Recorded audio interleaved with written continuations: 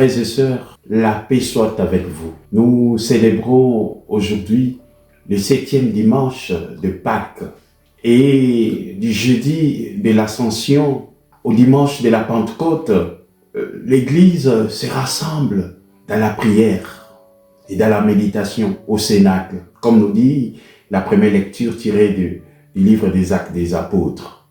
À la suite des apôtres, frères et sœurs, l'Église a tant de fois aussi fait l'expérience de sa faiblesse, de ses angoisses, de ses peurs. Elle espère en la venue prochaine de l'Esprit, cet esprit de force et de vérité. Et en ces temps intermédiaires, cette Église naissante, elle fait une retraite, elle médite au Cénacle, comme nous rapporte la première lecture tirée du livre des Actes des Apôtres. Il rapporte précisément cette retraite des disciples au Cénacle après l'Ascension. C'est-à-dire pendant 10 jours, tous réunis, ils s'adonnent fidèlement à la prière. Et il est dit, à leur arrivée, ils montèrent dans la chambre haute, où ils se tenaient habituellement. C'était Pierre, Jean, Jacques et André, Philippe et Thomas, Barthélemy et Matthieu, Jacques, fils d'Alphée, Simon les Zélotes et Jude, fils de Jacques. Tous d'un même cœur étaient assidus à la prière, avec des femmes, avec Marie, la mère de Jésus, et avec ses frères. Oui, frères et sœurs, on y voit tout à la fois l'unanimité de sentiments de ces premiers chrétiens de cette Église naissante et l'assiduité à la prière. C'est une sorte de neuvaine de prière entre l'Ascension et la Pentecôte. Et quelques femmes se trouvent avec les apôtres, nous dit les livres des Actes des Apôtres. En premier lieu, Marie, la mère de Jésus, sa sœur, Marie de Magdala, Marie, la mère de Jacques, Salomé, la mère des fils de Zébédée. Frères et sœurs, ce sont les mêmes femmes qui étaient présentes au pied de la croix. Et en ce sens, Marie, la mère de Jésus, notre mère à nous tous, qui voit la naissance de l'Église. C'est pourquoi nous l'appelons mère de l'Église. Et nous la fêtons les lundis de la Pentecôte. Les lundis de la Pentecôte, c'est la fête de Marie avec le titre de mère de l'Église.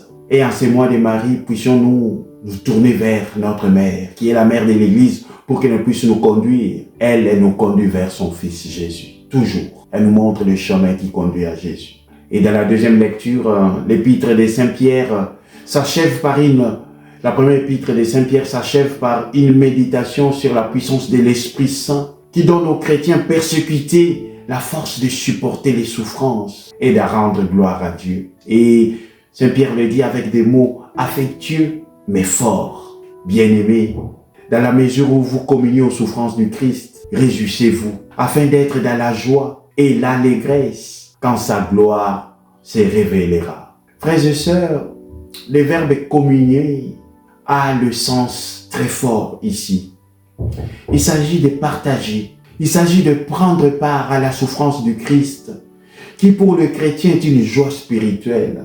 Il s'agit là d'une forme de béatitude et justice en Dieu. Si l'on vous insulte pour le nom du Christ, heureux êtes-vous, parce que l'Esprit de gloire, l'Esprit de Dieu repose sur vous. Cela nous renvoie aux béatitudes. Heureux êtes-vous si l'on vous insulte, si l'on dit faussement toutes sortes de mal contre vous à cause de moi.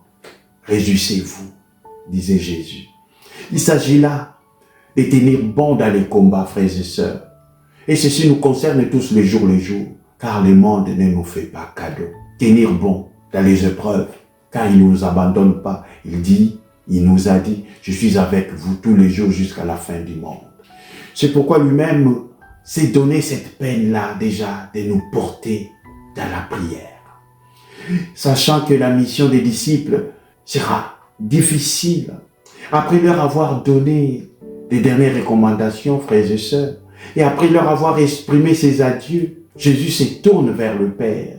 Il lui adresse une prière pour ses disciples d'hier, du moment de sa vie terrestre, mais aussi les disciples d'aujourd'hui, c'est-à-dire nous. Jésus adresse à son Père une prière d'oblation, c'est-à-dire d'offrande et d'intercession, qu'on appelle communément prière sacerdotale.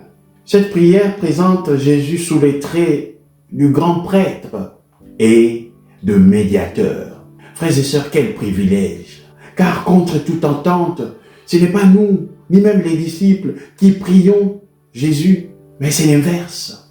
Jésus prie le Père pour nous.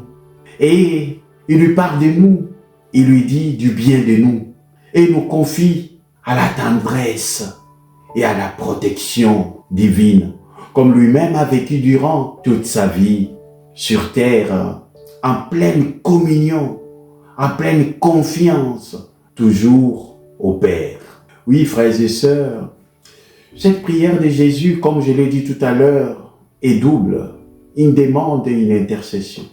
Jésus demande à son Père la glorification, pas pour lui-même. Il dit, je trouve ma gloire en eux. C'est eux là, c'est qui? C'est nous, frères et sœurs. Nous qui avons été baptisés par Dieu, le Père, pour découvrir en Jésus son vrai visage. Nous qui avons été baptisés depuis peu, je pense aux catéchumènes qui ont été baptisés à la nuit pascale, qui sont maintenant néophytes. Pour ceux qui ont été baptisés depuis fort longtemps. Pour nous qui nous estimons indignes aux yeux de Dieu. Pour nous qui aimons venir célébrer les dimanches, la résurrection de Jésus, frères et sœurs, nous tous nous sommes concernés. Et le fruit de l'oblation, c'est-à-dire de l'offrande de notre Seigneur Jésus, c'est le don de la vie éternelle. Et il a dit, or la vie éternelle, c'est qu'ils te connaissent, toi le seul vrai Dieu, et c'est lui que tu as envoyé, Jésus-Christ. Oui, frères et sœurs, dans le 4e évangile, ça dit chez Jean, mais aussi dans la tradition biblique, le verbe connaître n'est pas défini comme une simple intelligence rationnelle sur Dieu, mais plutôt faire l'expérience de Dieu, vivre de Dieu. C'est entrer dans l'intimité avec Dieu. Et cette connaissance implique un profond sentiment d'amour. Et toi, ma sœur, et toi, mon frère, quelle est ton intimité avec Dieu? Ton cœur à cœur avec lui? Quelle est ta relation avec Dieu? Comment est-ce que tu connais Dieu? À chacun d'y répondre, frères et sœurs, car nous sommes appelés à avoir cette relation personnelle avec Dieu. C'est cela l'adhésion de la foi. Mais que Dieu nous éclaire toujours pour y répondre. Frères et sœurs, Jésus continue d'intercéder pour nous. Alors laissons cette prière de Jésus nous atteindre, nous transformer, nous éclairer, nous booster, nous orienter, nous guider. Car il est celui qui nous porte, il est celui qui nous aime et il veut que nous puissions avoir en lui la vie en abondance. Frères et sœurs, que cette parole méditée avec vous en ce jour puisse vous apporter nourriture et grâce et bénédiction au nom du Père et du Fils et du Saint-Esprit. Amen.